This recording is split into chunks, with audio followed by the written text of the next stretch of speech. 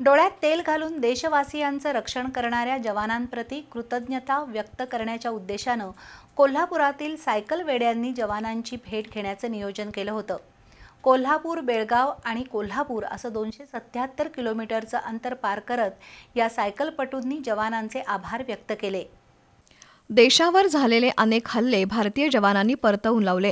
देशवासियांना सुरक्षित ठेवण्याची जबाबदारी भारतीय लष्कराचे जवान काळजीपूर्वक पार पाडत आहेत। या जवानांच्या प्रति कृतज्ञता व्यक्त करणं ही प्रत्येक भारतीयाची जबाबदारी आहे। हे भान ठेवून सायकल वेडे कोल्हापूरचे अध्यक्ष राम कारंडे, पांडू माळी, जयदीप पाटील, सचिन मुळे, चंद्रहास देसाई, अंकुश पाटील, निलेश बगली, दिनकर पोवार यांच्या पुढाकारातून सायकल रॅलीचं आयोजन केलं होतं। कोल्हापुरातील 109 मराठा लाईट इन्फंट्री बटालियनपासून बेळगाव आणि तिथून पुन्हा कोल्हापूर अशा वंदे मातरम सायकल रॅलीचं आयोजन केलं होतं। या सायकलपटूंनी बेळगाव इथं जाऊन 109 light infantry Belgaum army centre इथल्या जवानांची भेट घेतली, त्यांचा सत्कार केला।